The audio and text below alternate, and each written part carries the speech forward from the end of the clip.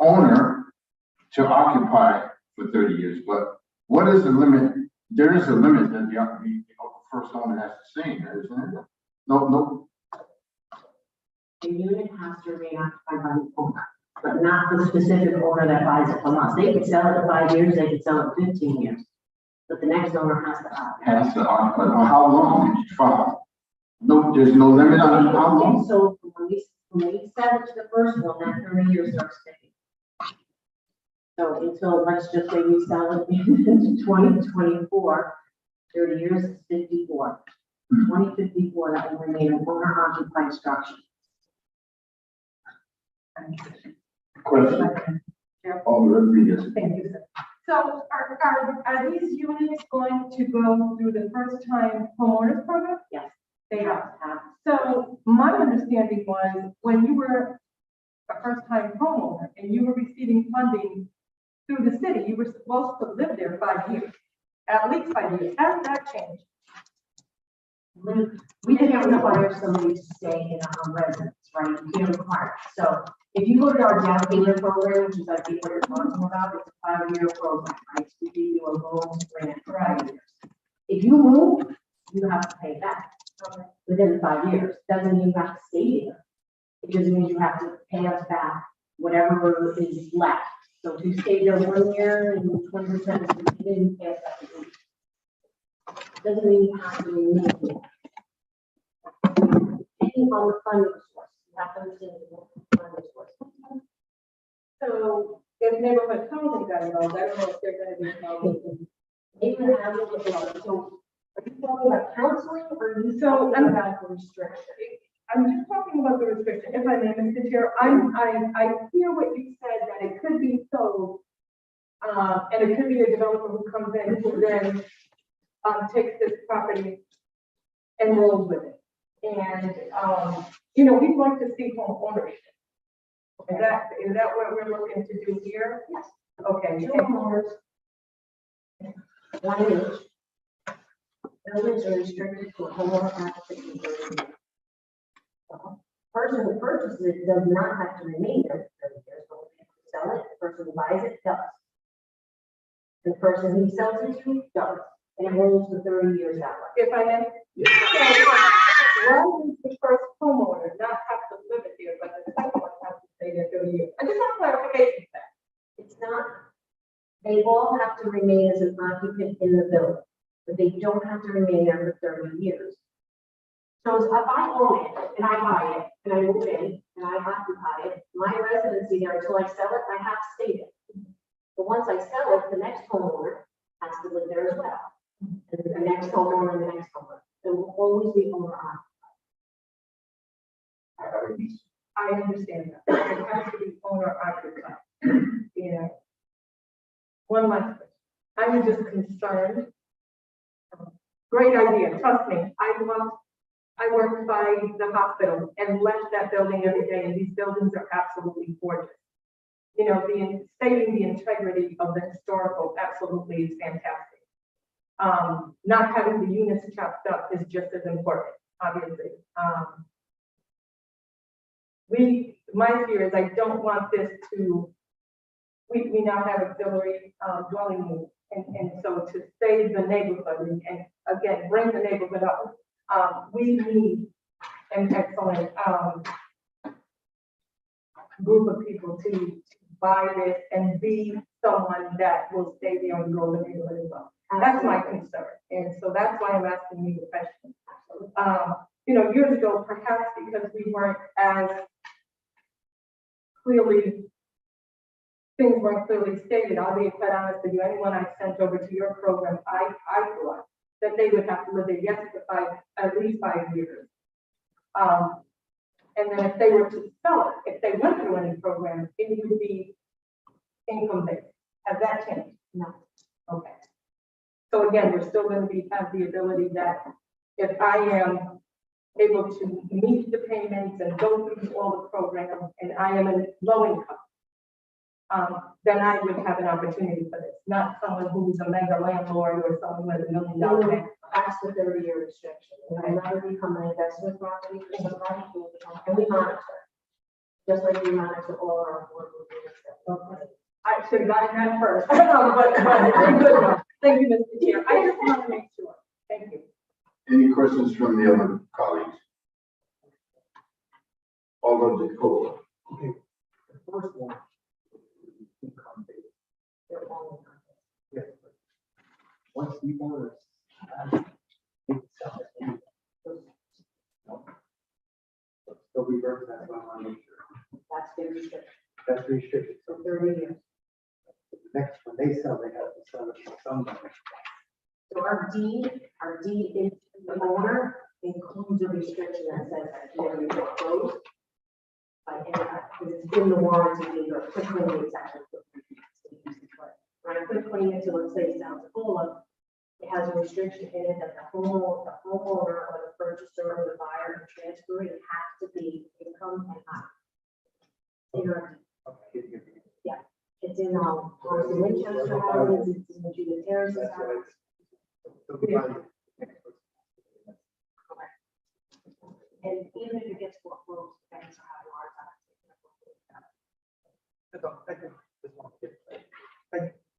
I have a question, so to follow up. So you mentioned market rate. The rental unit. Okay, can you revamp that, please? Go explain that again.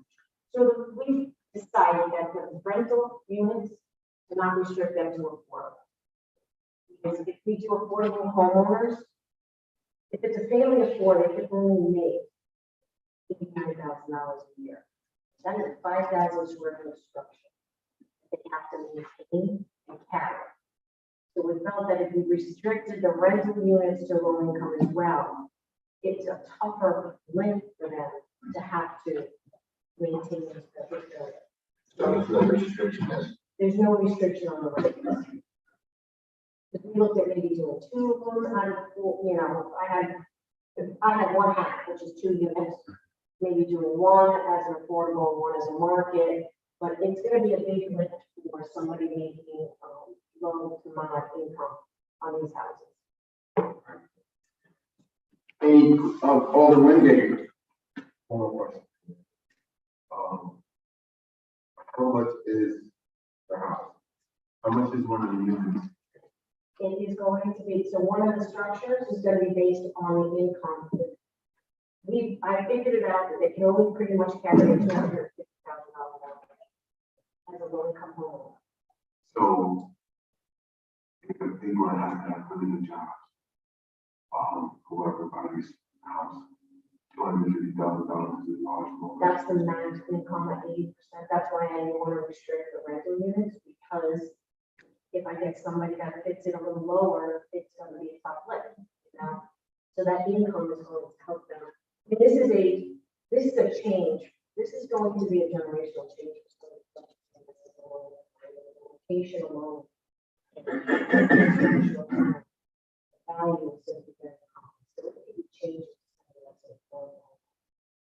So each unit will be $250,000. Each half. Each We're house. looking at, well, that's what they can carry in the mortgage. I haven't had a price basis on the houses yet, but I'm thinking probably they're on sell for 1. Yeah. But that is a question, you know, and you guys are like, housing development line to ARPA and other things, so that's. I didn't want to leave it out there for an investor to run across the street from the hospital. Any other questions? I have another question. So, the purchasers, how will they be selected? They are selected for realtors. To It's be able an to- open bid, and then we qualify them income wise, because that's the biggest lift, right? They have to come back and income qualified. So the open period for the realtor on the market, MLS, and that's how we get our purchases. That's how we do it. With all of our houses. Because we get a lot of people that can't afford it to carry it.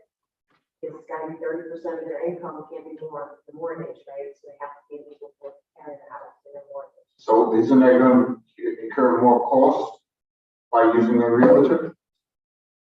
It will, we have to pay a realtor, but that's the only open and transparent method when dealing with real estate.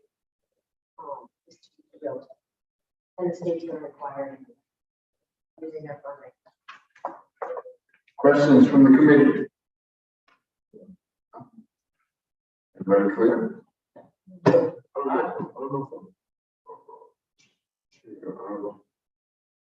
Concept clear. Can you speak up? I can't hear you. Chair, I don't know if I'm clear in reference to the price. Maybe we need to talk about this in discussion. Just looking at the lay of payment, that price tag is heavy. For that location. In the market rent situation, I think it could be a problem. I'm trying to understand you clear. How really is it? Okay.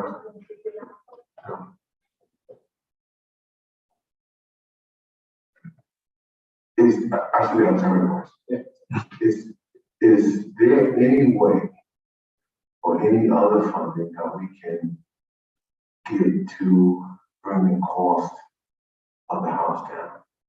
Would you say 275 purchase price is a little high? I think so. But don't forget, they can also get that payment closing costs. On top of that. So I would get it more at what can affordable in an 80% AMI without rental. So they can carry it on their own just in case God forbid COVID, it doesn't pay the rent, they don't lose their home. They can't.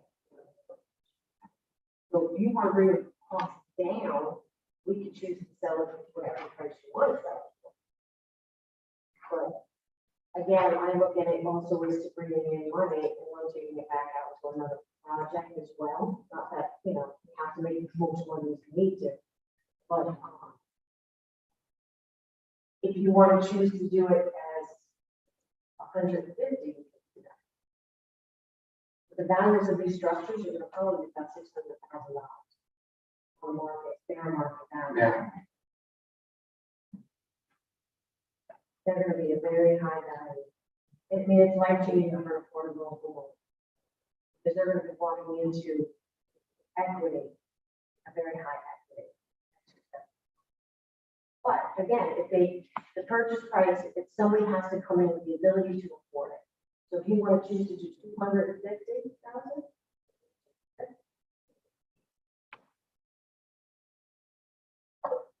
It's all based on income and affordability, but the market will carry 250. And then the rental is just an added benefit. That's why I don't want to restrict the affordable rentals, because it gives them that extra income. No, I get that part. I get that part because I'm on board, so I understand. You know, where Townsend, Winchester, we still owns it too. Winchester. And these structures are much more attractive, better and better. I want you to be comfortable. I don't mind some discussion. We'll just, all the coupon, right here. Thank you, Mr. Chair. I just have two questions. First, you mentioned two programs just now when for the buyer. One was a down payment cost, and the other was I'm sorry, I missed it. The down payment and closing cost program that we're running in the city, plus there's My Home Connecticut that comes out of the state, which can be coupled with ours. And there's several others in the state that they can also couple with that. Thank you. So my question was, how much does the homeowner receive for the down payment and closing costs? Up to how much? It can go, it's 10,000, but there's also a $15,000 bond if they need a 300% FPG, which is ARPA funding, if you guys provide it. And then there's if you're buying one of our houses, which this would be, they get another $2,500 bond. So they could get up to almost $27,000.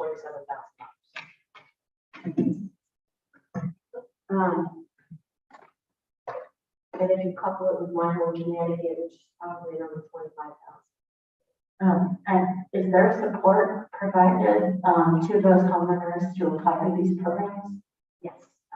And, do you have a sense of the, like, acceptance rate? Like, if folks apply, do they get it, handed out, or is there, like, actually a, criteria, some kind of, The like, qualification is all based on income, but we go up to 120% of our pay.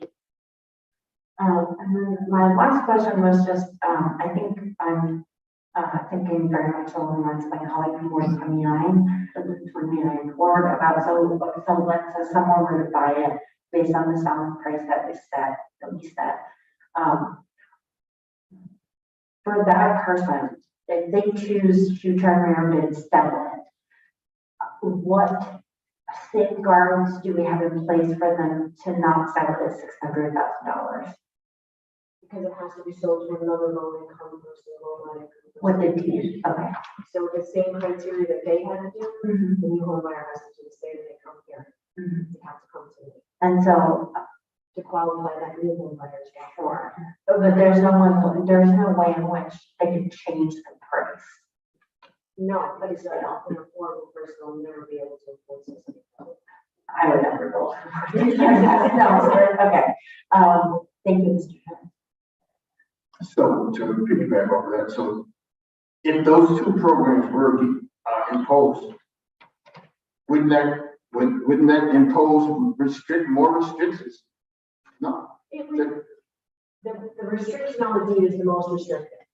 The other ones also have restrictions, but the most restrictive is the deed ones that all falls under that anyway. But it brings the price of the house down. So So even if you're asking 250, they get 50,000, they're down to 200,000. so like I said, using those programs, won't impose restrictions as far as how long the person has to stay in the house.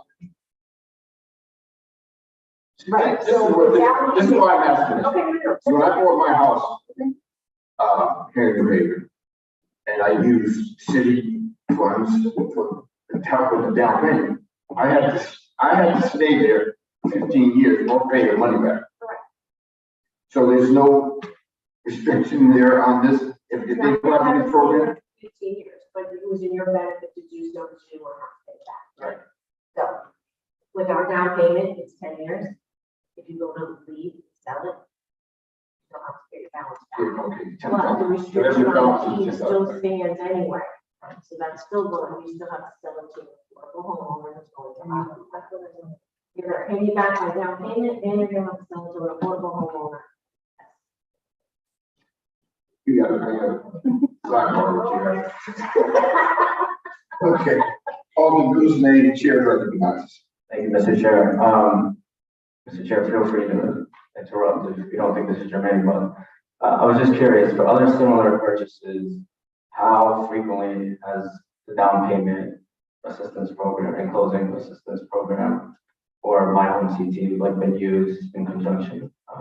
Like for other, I know it's probably not, you can't, different Off hours. the top of my head, but it's always used in conjunction with each other. You see a lot of the leaving hospital, they provide a subsidy or something that's used in conjunction with ours. We just had a woman close with ARPA funds, and she actually combined almost $64,000 between our down payment. Liberty Bank had something going, so she got a $65,000 down payment plus cost. So it can go. I mean, if you couple the programs all together correctly, yes, you'll find yourself that has a lot of benefit to your carrying the mortgage even lower. Well, Mr. Chair, could we request statistics on those actual statistics? Mr. Chair? Sorry. Yeah, no, I was just saying, through the chair, could we request statistics on, how much absolute funding is leveraged on similar purchases like this? Thank you. Thank you, Mr. Chair. Okay. Any other questions from you? Chair recognizes all with the code. Is this gonna be just for New Haven residents? Or is it open, Purchase? are you opening it to everybody? It's going to one I know last time. And can they take equity out of the house? So if, That's the question I'm. so if they come for my down payment closing costs, they'll have to pay me back if they have to. It ties them up for 5 years of taking out equity. They can't take it. They could, Mhm, good. they're not paying me back. And why would you pay back at 0%, no payment, right? So a lot of them stop from doing it. I found with Thompson Winchester, the banks were actually calling, trying to get them to take out a second because the equity's already built in. And because of that, a lot of them, they didn't. Because they call me and they're like, you want to pay me back?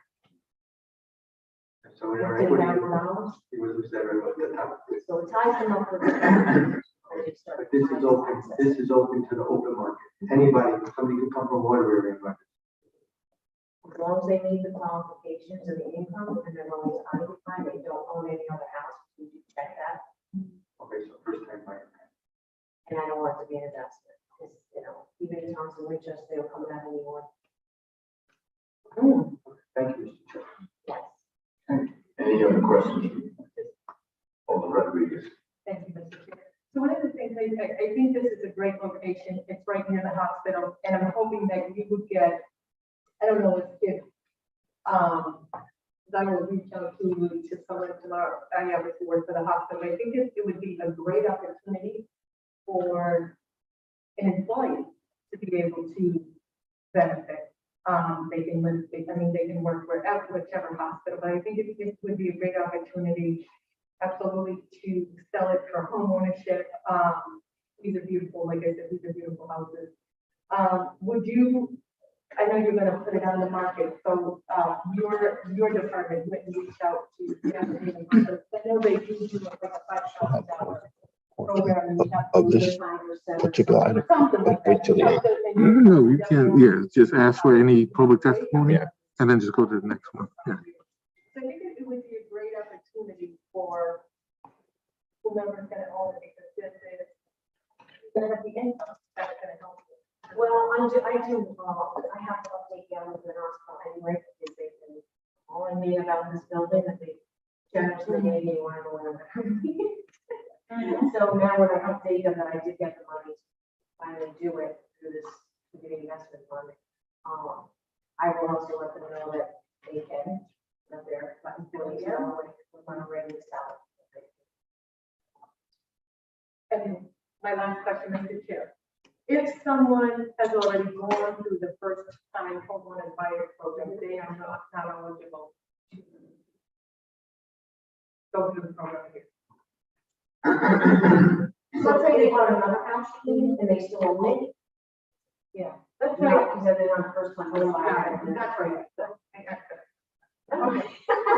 No problem.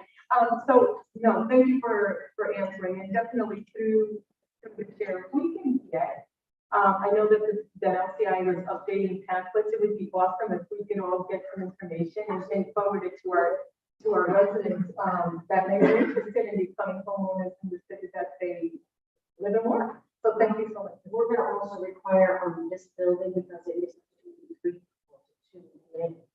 do landlord tenant training as well. Any other questions? So, and how will this be advertised? How will you put it up there? That voices are available? MLS. MLS and through the other two. Okay, timeline. Probably not until, probably won't come online, I would like to say the beginning of 2024, but that may be a little bit. 2024. Big one. Any other questions from the committee? Alderman Gay. Yeah, I was gonna add that, the opportunity to follow with, ownership. The university has 30,000. So that also utilizing all of your, that we could use everything else, I can use all of it. So, I'll reach out to them as well.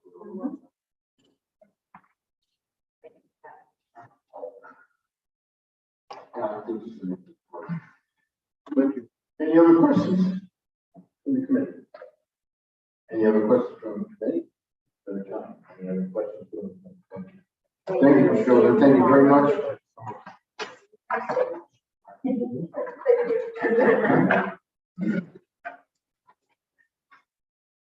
Now we will call the next item before us, resolution for $6 million for the support of the neighborhood commercial districts. Presenters, please come forward. State your name and address for the record. Good evening, gentlemen.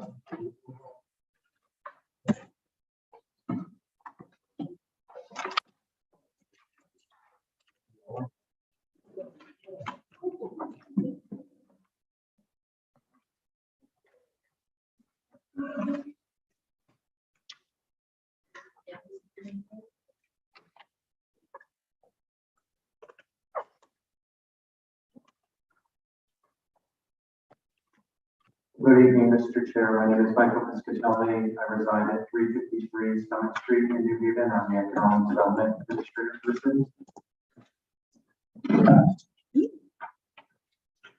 Good evening. My name is John Edwards. I'm the new project manager at the Economic Development Administration. Now we have 200 Foxconn downloads. Usually, I'm going to give this. Mark Wilson, I live at 15 Bracewood Road, Waterbury, Connecticut. I'm the acting BoA. I'm the manager of neighborhood and commercial development. Hi, Carlos Aguirre, Economic Development Administration, 244 McKinley Avenue, in Connecticut. Want to thank the board for your time tonight. Your support of the American Rescue Plan Act, the Phase 3 program. Our city staff here today will be notified for the first time in people capacity in the community organizations that are helping us to implement the program. I think as we talked about when we presented the American Rescue Plan, we recognize there's a certain amount of money that's available here to the city, which could be leveraged for a lot of the other programs that are happening at the state and federal level. And we also recognize that we cannot do this ourselves. It's going to take a big team game. And many of the programs that you see coming out are with many, many partners. And we'll try to introduce as many of those to you over time as the various programs. When we do not, or you catch something, we have everything posted online at the togetherhaven.com website. So for instance, like the security deposit assistance program where we left a handout. If you ever like at a meeting and you don't have the handout, you can go on togetherhaven.com and it'll be right there for you. Just to have a bit of a resource. Tonight we thought we'd open up a conversation about neighborhood commercial districts. This is program 3.2 under the American Rescue Plan program. Highly consistent with what our pandemic response has been throughout. You know, our small business community has been through a lot. We're still in mass, year 3, but our response for a strong infrastructure, inclusive growth, connecting residents to opportunity, I think we can all feel good about the effort that we put in and recognizing what we have to do together going forward. We've been out there, just as you have. We've opened up over 150 brick and mortar small businesses around the city. Our team has walked the district, I believe, 4 times now. We've been out to all the districts, check in on our small business owners, hand out masks, check storefront occupancy rates. So it's a bit of a mixed bag of great new businesses that have opened, but at the same time, we've lost Rite Aid, we've lost CVS, and these are businesses that our residents really depend on. So we're cognizant that it's not all a good story. We have work to do. And with the Phase 3 program, we do authorize $1.5 million. We have a plan around organizing the districts, marketing, small business outreach businesses, building a better design platform. As Kathy mentioned, with this Community Investment Fund program, we could leverage this with other sources. Round 1 for the Community Investment Program was a really strong statement about New Haven. 9 of the 25 applications approved statewide for round 1 of the state program or to New Haven community-based organizations or city projects that total almost $20 million, 19.5 million, which will help unlock Concord and Concat Place to start construction. City Seed, our staff work really closely with City Seed to move that forward. Things like Believe in Me, the house support housing that Mr. Walker does, all of that moving forward. Fairhaven Community Health Center. So a lot of really, really good projects move forward. This application did not move forward at our level. So we're gonna go back, we'd like to go back to round 2. And the team tonight, I'll talk a little bit about what we put in the first application. And then depending on your time, how much time you have, we'll, open a dialogue about what we'd like to see in the second round, help us make it more competitive, really target our investments such that the money you approve will go farther. So with that, I'll pause and I'll turn it over to the team. You can go slide by slide or just talk through it however you'd like to. So I'll start just a little background. So the CIS grant, or the Community Investment Fund, is a grant reserved for underserved communities to bolster economic stability and income quality. And as you know, even in a very diverse community, and thus the business districts are a part of that community. And helping those thrive will definitely help the overall. So we were seeking $60 million for now round 2 of CIS fund. And that is tiered with 1.5 million of the American Rescue Plan as well to support the neighborhood main streets. And just a little bit about this term, Main Street. You will hear it all night. The Main Street approach is something by the National Preservation of the National Trust for Historic Preservation, and it is a framework by which this organization helps cities across the country to develop their downtown. Typically for like small towns like a Coventry to develop a downtown. However, they have been helping big cities revitalize their urban business districts as well. So we definitely want to do that because we have 17 business districts, and this is the model that we will follow to try and revitalize some of those districts. A model district that we like to look to is, of course, the downtown town green district, where they have all 4 of these components. The first one is economic vitality, which is like economic sustenance, how well it sustains itself, how well it creates opportunity for economic growth. Also design, referring to the physical infrastructure. Organization, which is referring to the management, and promotion, which refers to how well the businesses promote themselves, how well they identify themselves, if they have events in that community.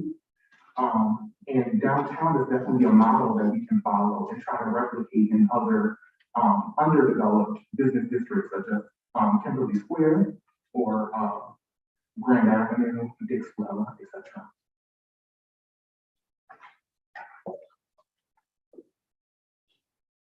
So investing in this program is, as I said, it was beneficial for minority entrepreneurs, but also for the shoppers and potential consumers that will, patronize a lot of these businesses. And also it helps the quality of life, and it brings more attraction to even more visitation. Businesses will want to move in because it looks more aesthetically pleasing. It looks more clean, more safe. And, a lot of our businesses would benefit from some organizational help. And the last point that I was speaking on, here are some current initiatives that help support our neighborhood Main Street, which we just released an RFP on September 30th for the cleanup of the Kimberly Square and the Mill River District. It is live, it is a live application, and we try our best to make it flexible and open for small businesses to bid.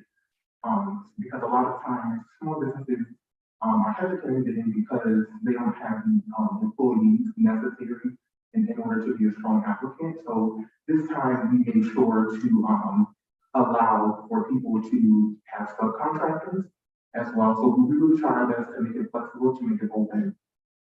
Also, we hired staff to focus directly on neighborhood commercial. I'm one of them. Of course, we have our matching grants, which I'm not going to go too much into because Mike will speak on that. And like Mike said, we've been canvassing the business districts, speaking to owners, providing them with pamphlets, also promoting these matching grant programs and assessing occupancy and vacancy. And lastly, we're working on a playbook. So yes, we're going to follow the framework set forth by the Main Street approach. However, we need a playbook in how to achieve the revitalization or the comprehensive reconstruction of 17 business districts. That just sounds, hard to achieve. However, it's not if we have the proper framework and structure in place. So we are doing preliminary meetings right now, meeting with a few architectural firms, and we're going to release an RFP soon to our architectural firms to provide us with a few things. The main thing that they will provide us is to be an on-call consultant.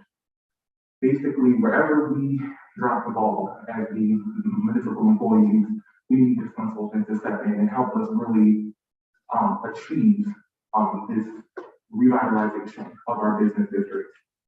Two is to do a feasibility study. So they would assess whether or not it's necessary to have 17 business districts.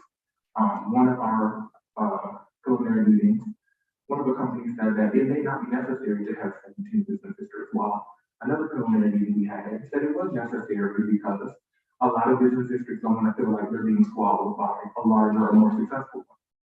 So, again, having that balance, we definitely did need some input from one of these consultants.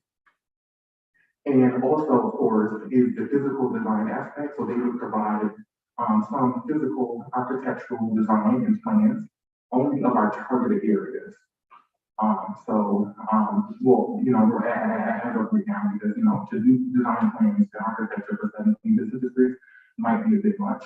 But we really want to do the feasibility and really assess which districts need the most attention. And even though we pinpointed a few, we want the consultant to kind of help us and guide us in that direction. I'll speak a bit about the facade and leasehold programs here in the city of New York. These programs are designed to assist small businesses to make repairs to both interior and exterior of their buildings. Of course, the facade program is a program that provides up to $30,000. It's a reimbursable grant. A lot of people wonder why both of these programs are reimbursable, and that's, we really want the business to have some skin in the game. So they have to put some money up front in order to be eligible to be able to get some of these funds, and I think that's important, that they have some skin in the game. Since the inception of the Leasehold program 6 years ago, we've assisted 21 small businesses for, it's about $159,000 that we've assisted these small businesses with. Roughly 40% of the businesses that apply for assistance are there are still a number of businesses out there that just don't have the wherewithal to be able to avail themselves of the grant. But we continue to follow up. As Mike brought up, we continue to visit these businesses, try to encourage them to avail themselves of this money. It's free money. We push all businesses to, but we, of course, not all will, but we try to move as many as we can to that. The Leasehold program is a reimbursable grant, as I said, up to $10,000, and this is for interior improvements only. Generally, or roughly 80% of the grants that we administer are for things such as equipment. This could include barber chairs at barber shops, It could include interior signage in the building. 20% is generally used for some hard costs in there, maybe new flooring and things like that. Generally, it's used for equipment inside buildings to help them to further their business. The facade program, of course, is for exterior improvements. This is generally used for signage. It could be awnings on the building outside, and again, it's up to $30,000. Again, reimbursable.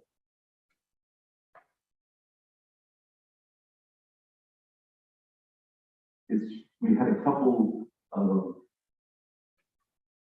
I believe we have a couple to share with, a couple of examples. 169 Henry Street, the next agent BN received $99,000, 34 grand admin adjustments, Deli Market, 94,500. Vitals recently received $10,000 of a leasehold grant. Thank you. Thanks, Mark.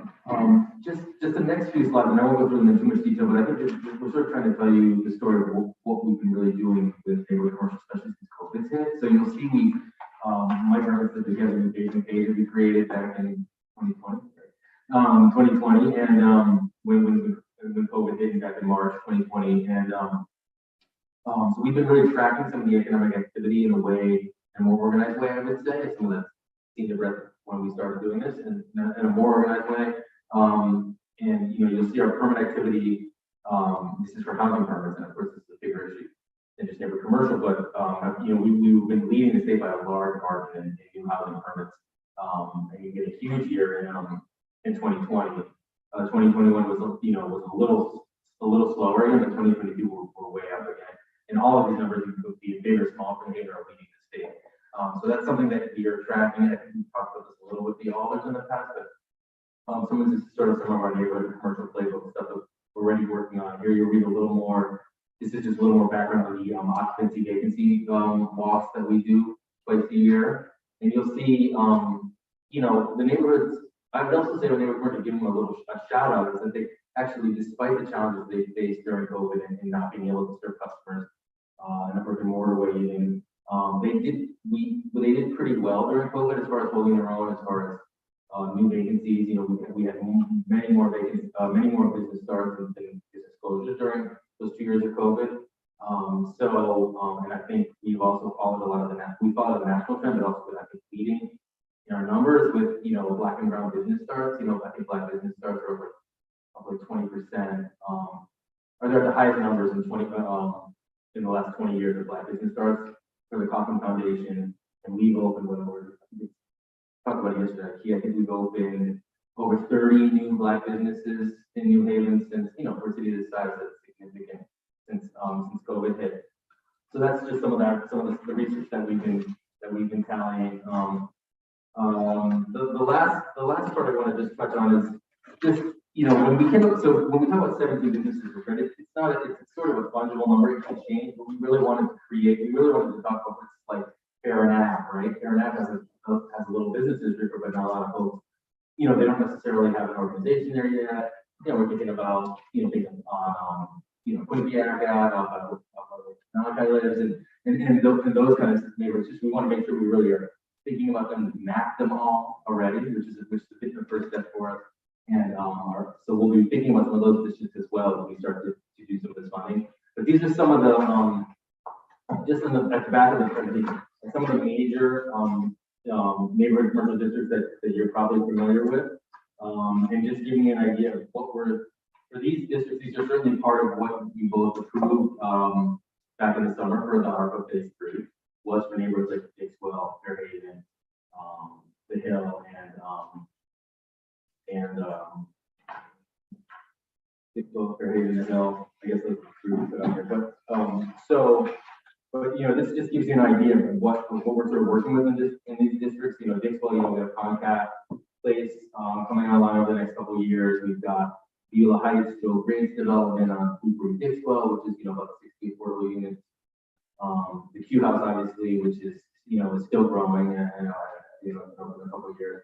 So here's just some of the I'm now here looking at some of these future investments that some of this funding would go towards. Obviously, we welcome thoughts from the office. I'm sure we'll hear we'll be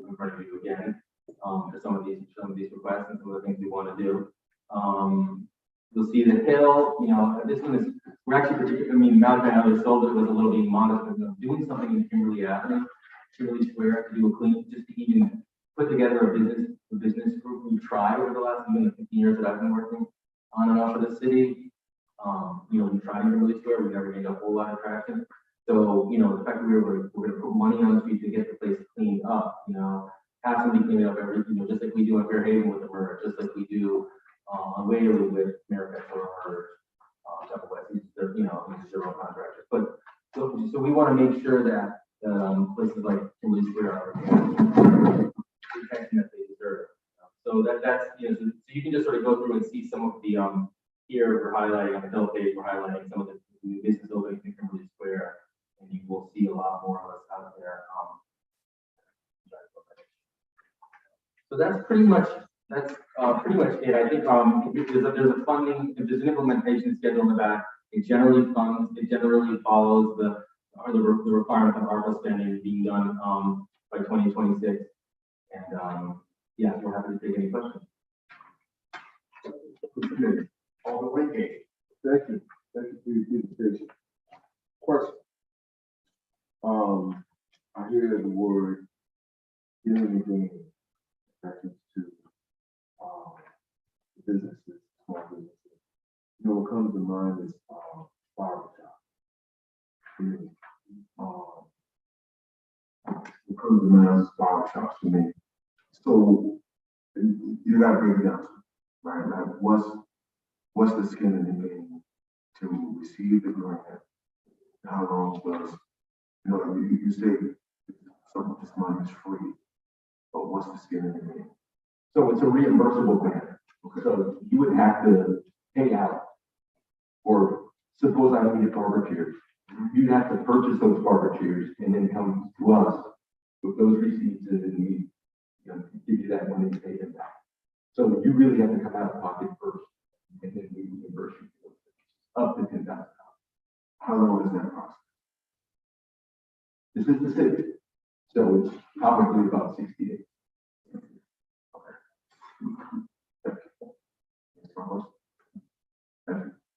Any other questions from the committee? Yes. All good. Thank you. So, Carlos, you quickly mentioned, so I'm gonna touch on Kimberly Square. You said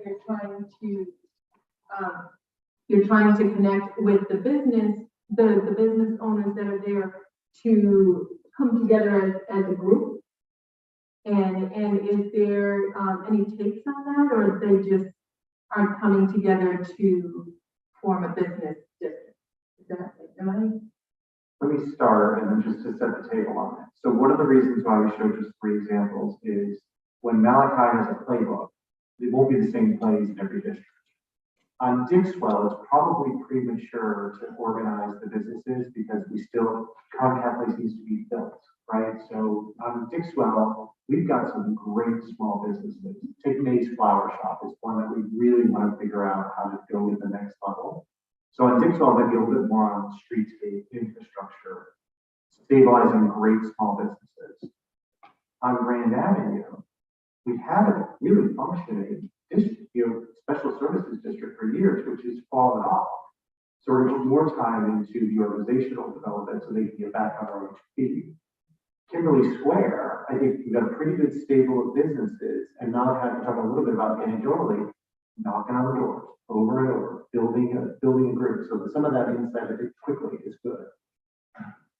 Yes, so I have been canvassing that district in particular to try to organize something, because that is one of the main things that Kimberly Square lacks, is they lack a central organization of the businesses. So as Carlos mentioned, there's not a lot of vacancies in that area, but a lot of those businesses have been there for years. But they just lack the organizational piece. And when we ask about it, they get fearful because they're thinking of a special services district in which would charge them an additional 3.5% for the benefits. So we're trying to do something not just on something like that, something a little bit more informal. So more like a business type of association And I've reached out to a few businesses and they are interested in meeting on either Tuesday or Friday. We haven't ironed out a date yet, but they are interested in meeting in terms of the development of Kimberly Square. Okay, Alderman Rodriguez. Thank you. I'm excited to hear what you are presenting on the time. I know that my colleague from the 5th Ward is not here today, but I will be connecting with him. And I hear you 100% when business owners are hesitant. They don't know you, they don't know the process, so there is concern. I will reach out again to my colleague in the 5th Ward, and if we can connect with you, I offer myself coming out, because we have a lot of Spanish-speaking folks out there, and we are a familiar face in the neighborhoods. I go to Seatown, I go to Kimberly Pizza and things like that, so. And I will connect you with Alder Singh, and we will reach out to you, and then if you want to do, as we did previously with Carlos and with Mr. Piscatelli, and we went out there the very first year, we came on board. So to see how we can generate and that continues to grow. Thank you, Mr. Chair. Thank you, Bill. Alderman Wilson. Thank you, Mr. Chair. Thank you all for the presentation. I think I'm going to piggyback off of my colleague and just quickly ask how the city will conduct outreach. I think particularly, through the alders, but also, what other means will the city conduct outreach? Because I think it's particularly pertinent when it comes to thinking about how to market each district, because I think each of them naturally has, a particular type of business that's more prevalent, or I think right now, a lot of Latino businesses. So I think that's what I'm trying to get at is, how the city will either continue doing outreach to those areas, just so the marketing, the signage, all the, these physical improvements, help nurture the identity of these business districts or these areas. So with your support, we'll be able to have a team of people that get up every day really focusing on neighborhood commercial. So that's one of my responsibilities and our baby is to make sure that our neighborhood commercial team is working it every day. That said, I want to make sure no wrong doors for the business owner. So some business owners are most comfortable going to the district manager. Many go through neighborhood specialists. Like the neighborhood specialists have proven to be the trusted partner. And it's our responsibility to organize all that and make sure we deliver on the services even if people come in through different doors and don't want to discourage anyone. If you've for years and years gone through Tracy for something, you should still do that. And then, no pressure on Malachi. You have to make sure that that information rolls up and then we deliver a service. So you'll make sure that the alders involved in these neighborhoods are all involved. Thank you. My question is, how will this all be prioritized? How are we going to divvy up, decide who gets what, how much? Let's talk about that.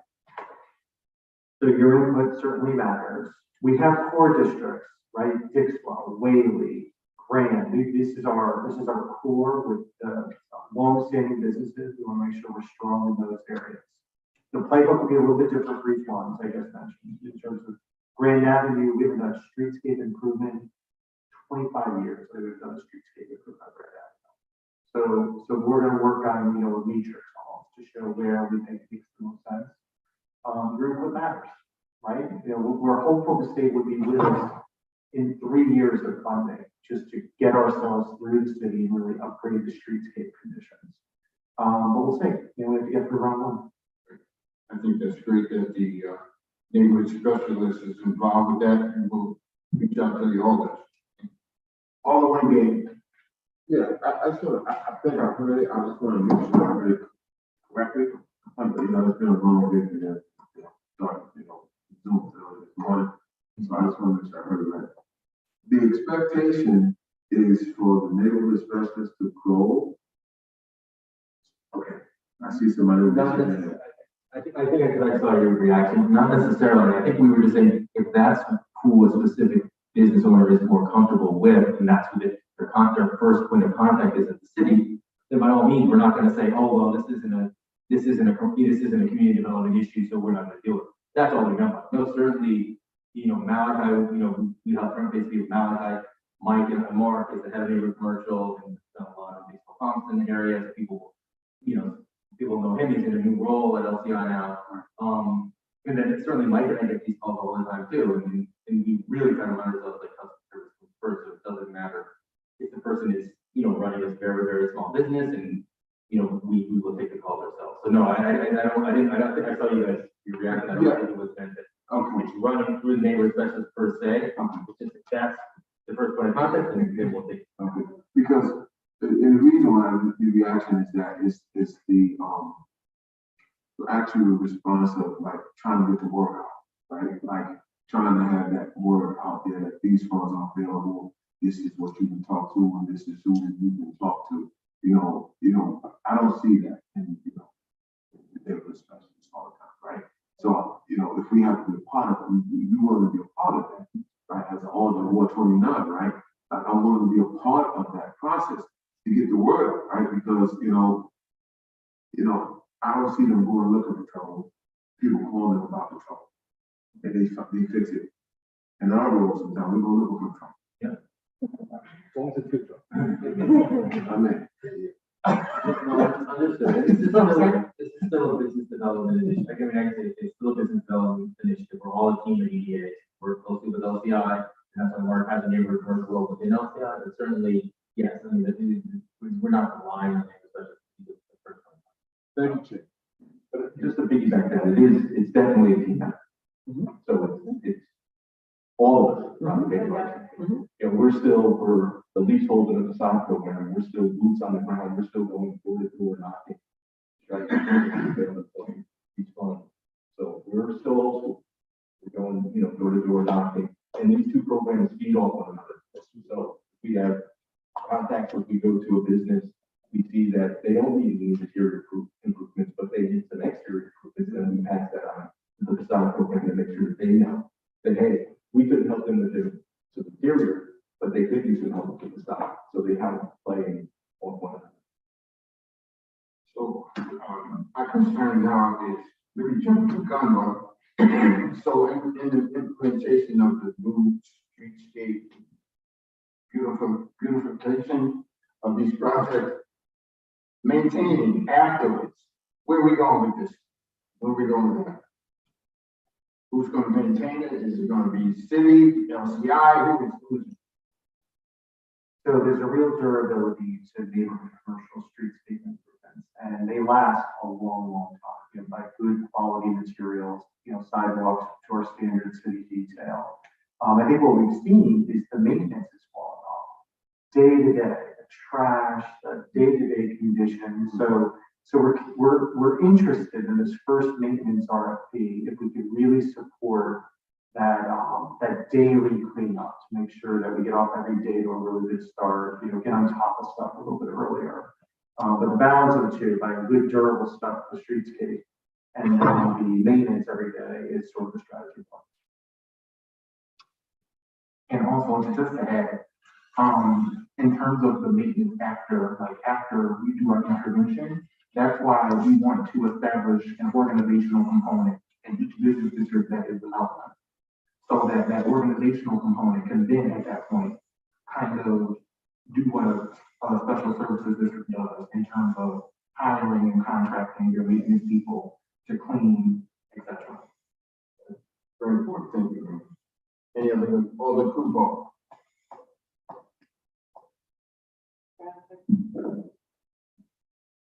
Thank you, Mr. Chair.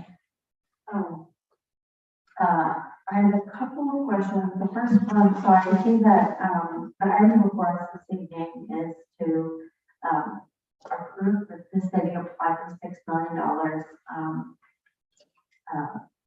for the purpose of these neighborhood improvements. First, my first question, or I would like to ask if you could please take us through, because I've heard a few times that there's a staff to be hired, but I see here under personnel, there's no John for girl, are we non-personnel? Can you take me through, so we're our task this evening is to approve, the city applying for a grant. Can you explain a little bit these two figures that are on the fiscal impact statement? So I don't have the, I mean, I think it's one place statement, but if you look at the budget, see this is probably a good look at. So Malachi right now is our only new hire, is out of our special fund for labor management. The way we structured it, this was our pitch, this was not successful at all. So we may, we'd like, some permission to be a little more flexible. CIF round one was mainly an infrastructure bucket, designing an infrastructure improvements, getting them permitted and just those building stuff. And then using the local ARP money, which is shown in column 2, for program management, capacity support for the districts directly. So as we build the districts, get it out on the street to them. And then we called it incidentals, which was basically the local account, city staff time, and things that were not reimbursable. But we're going to meet with the folks that review these grants at the state, and they may offer some suggestions and maybe ways to improve this. Malachi mentioned talking to a number of different people who've done Main Street type programs. So these are the general buckets. But CIF 6 million a year on CIF, we think could really change the look, feel, business growth, right? Sales volume for these small businesses. So this will give you a sense as to where we're going. Thank you. My second question kind of came up of something that Malachi mentioned. So following the revitalization or improvement maintenance, because I appreciate the clarification about the special services in here, because I do understand that that's a different kind of piece of it, right? And it does require that the businesses provide and more taxes. So I think my question was, so following implementation, beautification, and the kind of in the mode of maintenance, will the city provide the business organizations funding to keep those changes, or would that cost fall on the business owners? So we think the business owners, through the support of a special services district or dues paying to the association, helps a lot, keeps everyone attached, The city has long-standing been a supporter for small businesses, largely through DPW, quite frankly.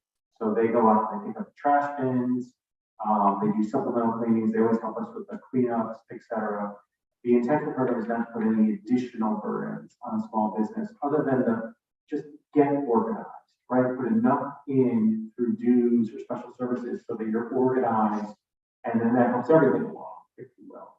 But I think more than that, you see it, right? We only have 3 special services districts, right? We have 17 areas, we only have 3 special services districts, 4. So I think we recognize that there's only so much we can ask.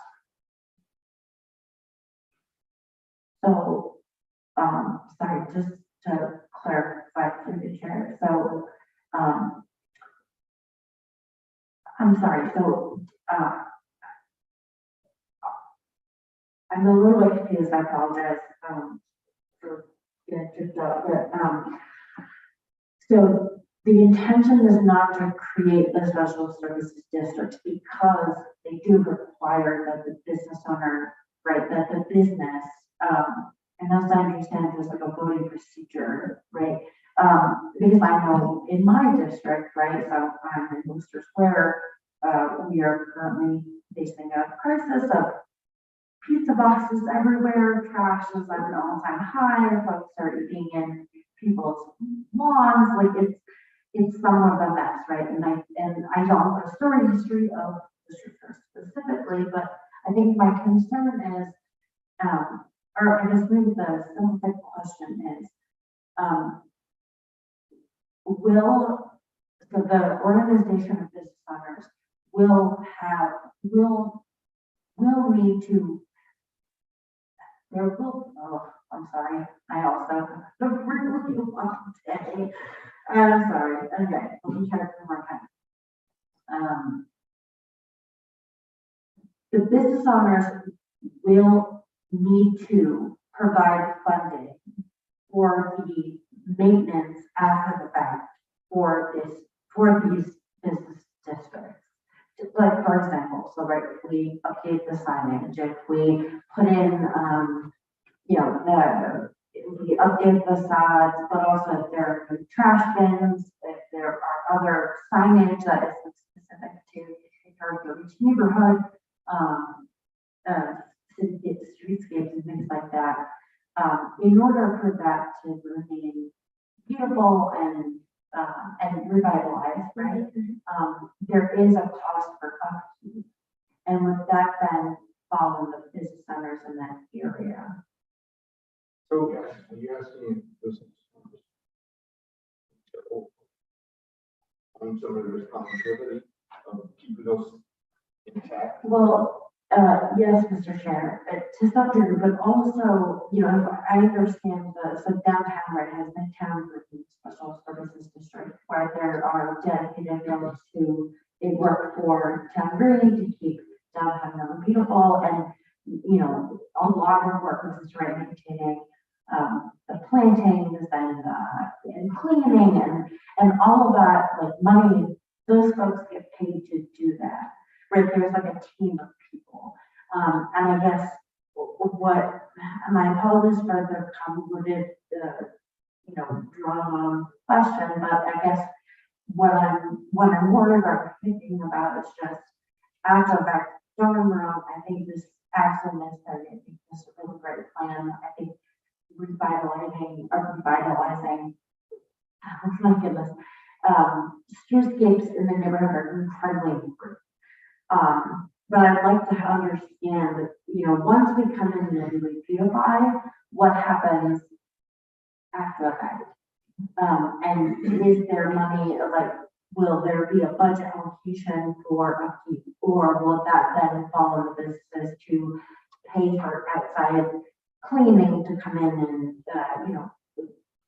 do whatever maintenance is necessary, if that makes sense?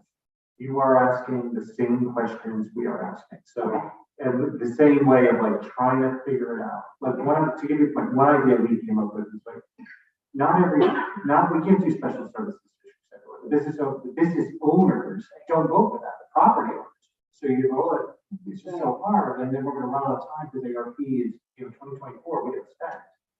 So what if we created a maintenance crew that works citywide and that was flexible and that, like, we just created a pool that was hired by the city and they just dropped it out in different districts that didn't have their own.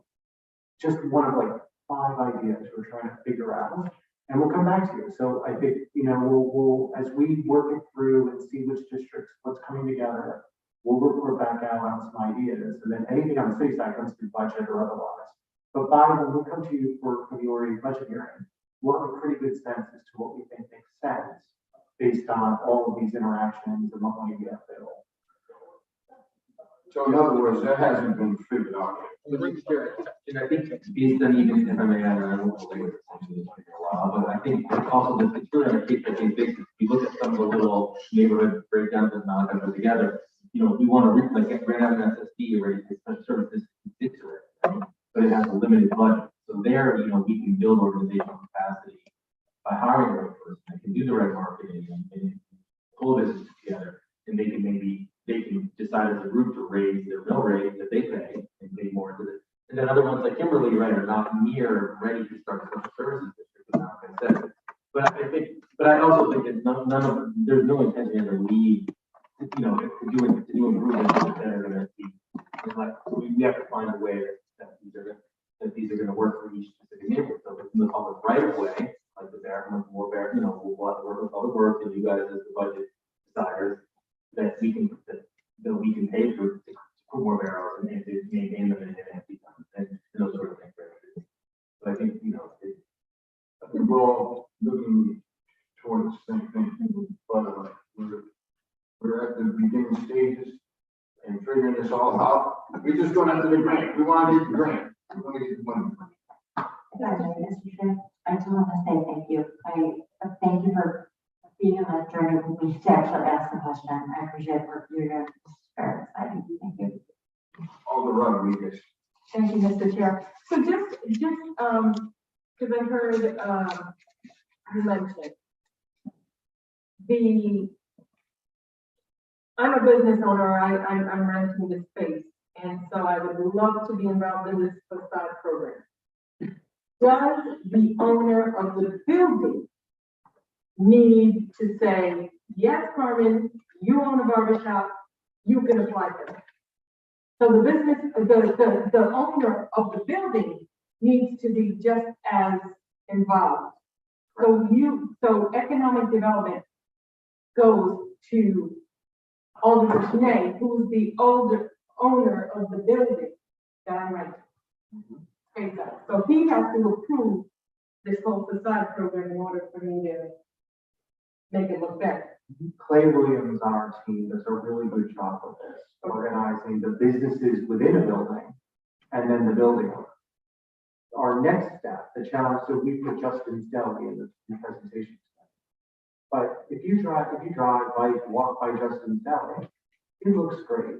But then cafeterias next door looks terrible. And so the impact of our investment is dented. And that's what we think, with more outreach, more, peer development, cafeterias do yours and down the line, and you really see the change. And there's an idea, so I'm going to ask another question. And thank you, Mr. Piscatelli, for bringing that up, is because some small businesses are having difficulty when whether it's a business or a nonprofit not doing their part. How do you handle that? Because again, we do have small businesses that have reached out that are having difficulties when there's someone next to them that is having folks that they're servicing, loitering, coming into their businesses.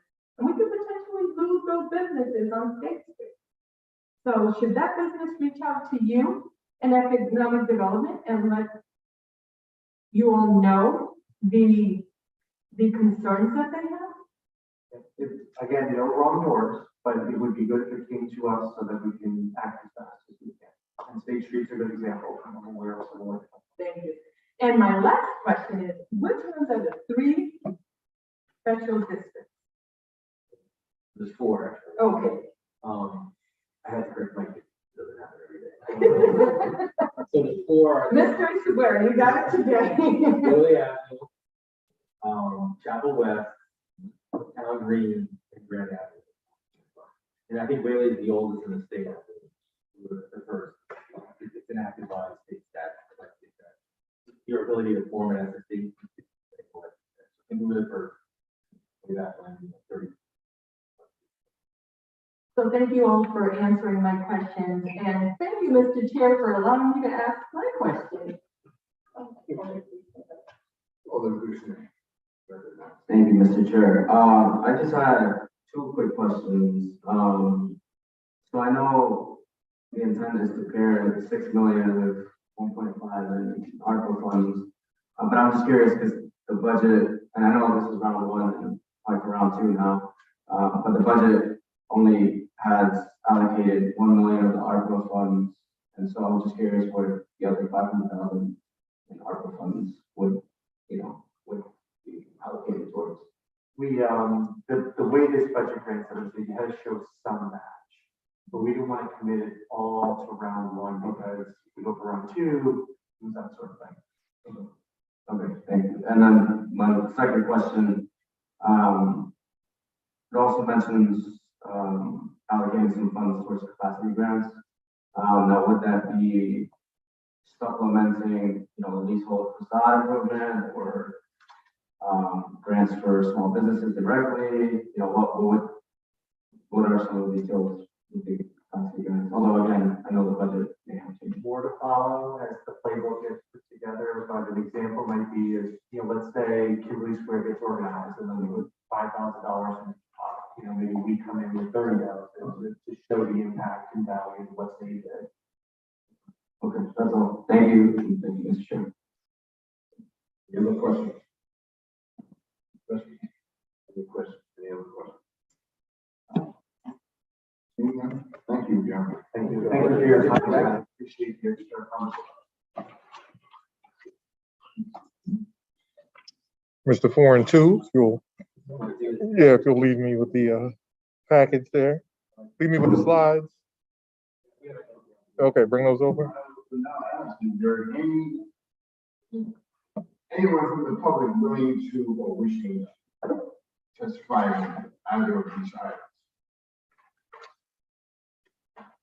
Is there anyone from the public that would like to testify on either of these items? Third and last time, anyone from the public wishing to testify on the items before us? I make a motion to close the portion of this segment is closed. Thank you. Yes.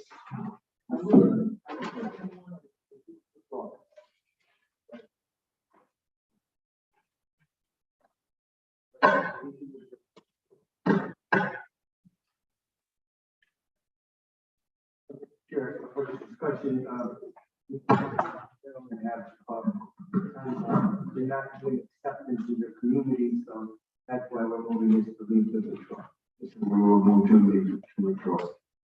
I think the public, the neighbors and the constituents there really want to see that happen, so we'll just deem it as lead to withdraw. Thank you. You gotta vote. So move. You gotta call for a vote. No. You gotta call for a vote. Oh. All in favor? All in favor? Aye. It's been moved and seconded Okay. and passed.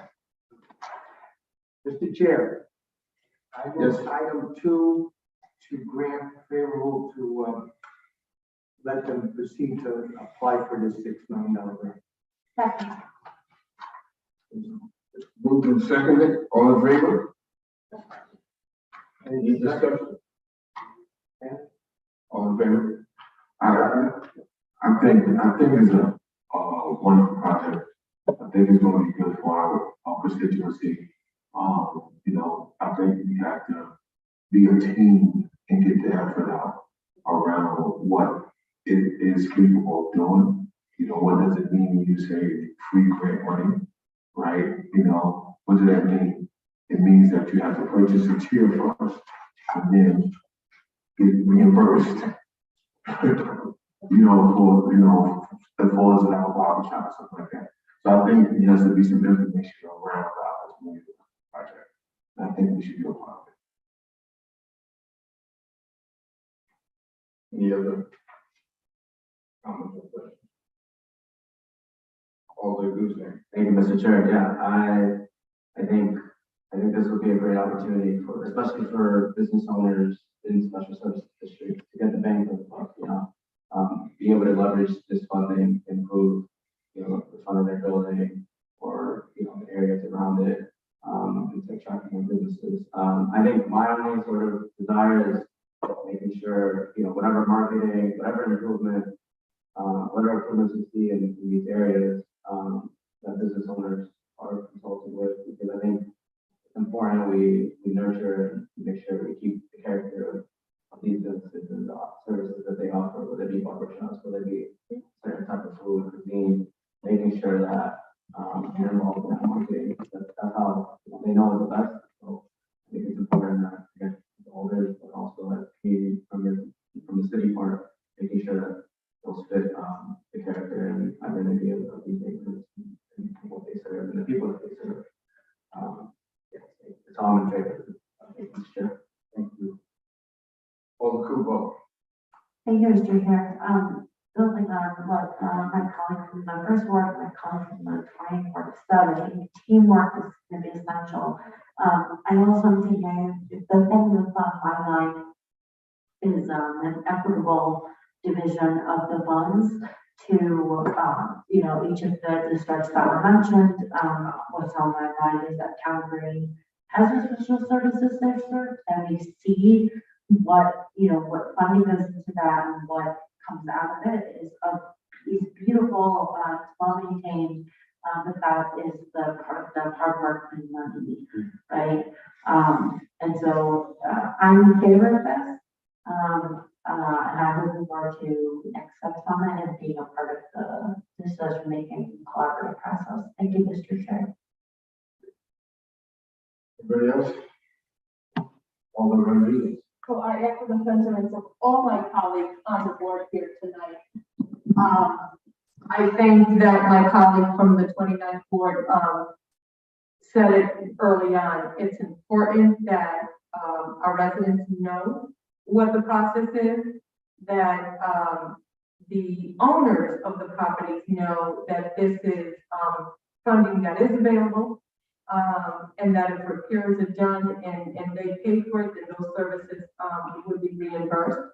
And I think absolutely we need to be at the table. I couldn't agree with you more. Sometimes our LCI reps absolutely handle a lot of concerns, but may not completely dive into this. So I think we should be part of that team once this rolls out. An equitable division of funds. I couldn't agree more with my colleague in Ward 8.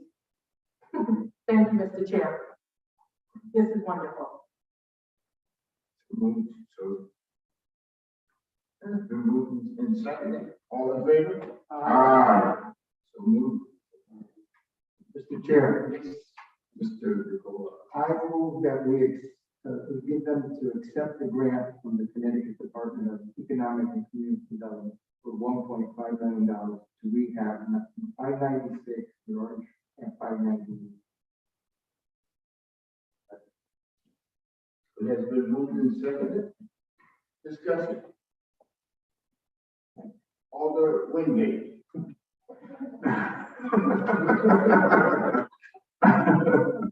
Thank you, Chair. Thank you all the members. Thank you, Chair. Listen, I think it's a wonderful thing. I think that we need to, I know for me, I think we need to put some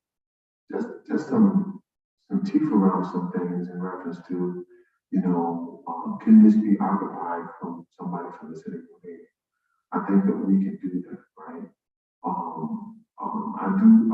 will support this tonight because I do know we have a separate reading on it, right?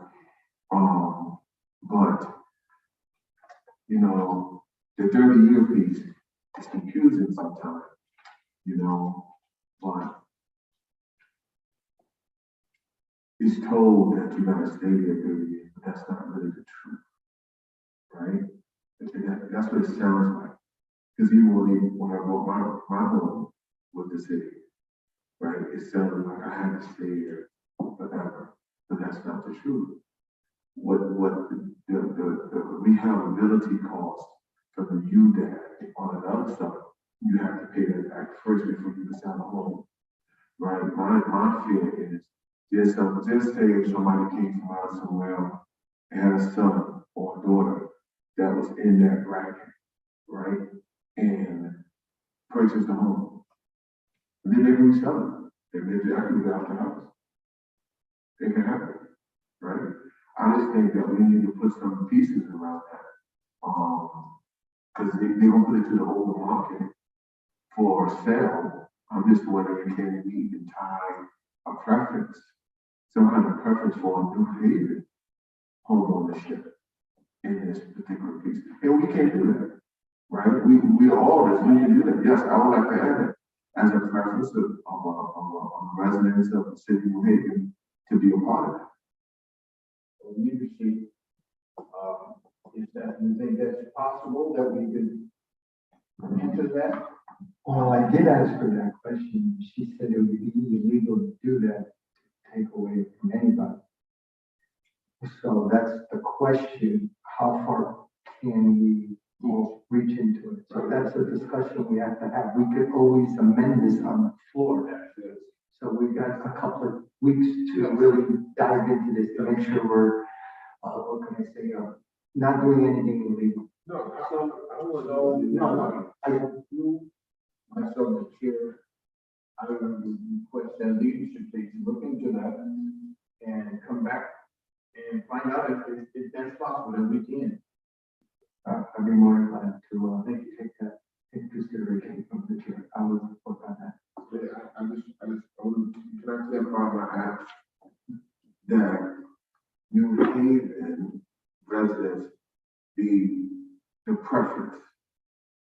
What's the legal part is that we just can do it just to New Haven. No, we can't just do it to New Haven, right? But they open to the open market, can New Havens be the first preference? That's my ask. Okay, so are you implying that this property should be purchased by someone, a resident of the neighborhood? Yes. Should I ask them? No, we did. The Nicola did. She said basically it was illegal to just give it to New Haveners, right? Without having the open market. I'm not saying take away the open market. What I'm asking is, even in the open market, if New Haven has a preference, like the preference is somebody get it to New Haven. I understand, yeah, I got it. Okay. Now we'll check on that. I appreciate that. No, thank you. That's a great, No, because I'm just like the whole process of the mindset of, you purchase this home, you gotta stay here 30 years. You gotta stay here. That's the way they told us. Right? That was not the truth. but on another hand, I'm thinking about people, residents from New Haven that have moved away from New Haven because they can't afford it. They couldn't afford it. Maybe they moved to West Haven. Now they see this property, they want to come back to New Haven. Sure. All right, it makes it fair. Any other innuendos? Anyone else? Seeing none, all in favor? Aye. And we will accept that. Here, yes, sir.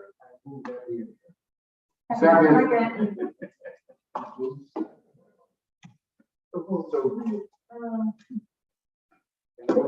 All in favor? Aye. Good night. Tell who's the mother.